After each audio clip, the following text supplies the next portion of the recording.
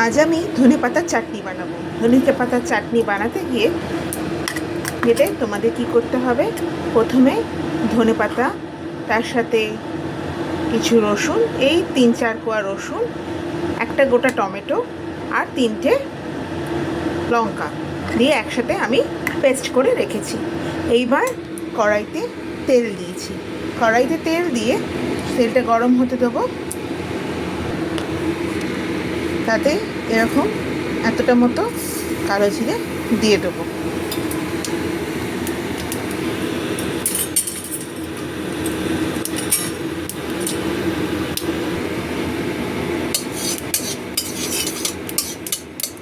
কালো জিরাটা একটু গরম হলে তারপর আমি এই ধনেপাতার পেস্টটা দিয়ে দেবো। সামান্য একটু জল অ্যাড করে মিক্সি কন্টেনারটা ধুয়ে আমি মধ্যে দিয়ে দিলাম।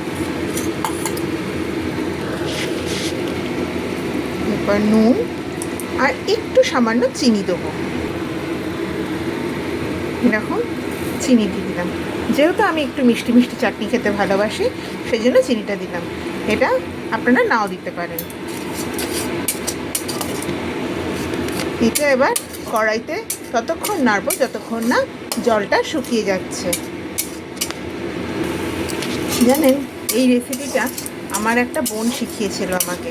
সেই বোনটার বিয়ে হয়ে গেছে। বোনটা ছোটোবেলা থেকে আমাদের বাড়িতে থাকতো, তবে বিয়ে হয়ে যাওয়ার পর ও তো চলে গেছে শ্বশুরবাড়ি।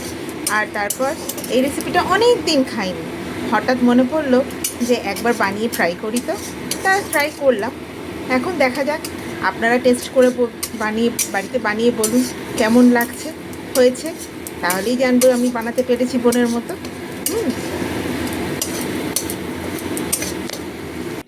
ফাইনালি আমার ধনেপাতা চাটনি রেডি।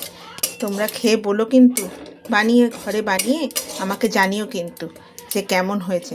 আমিও তো খেয়ে দেখবো কেমন হয়েছে, বোনের মতো বানাতে পেরেছি কিনা। কিন্তু তোমরাও বানিয়ে বলো আমি কেমন বানিয়েছি। তারপর আমাকে একটু কমেন্ট করে জানিও কিন্তু। হয়তো কথাগুলো একটুখানি এলোমেলো হয়ে গেছে, ক্ষমা করে দিও তার জন্যে। ওকে, টাটা, বাই বাই।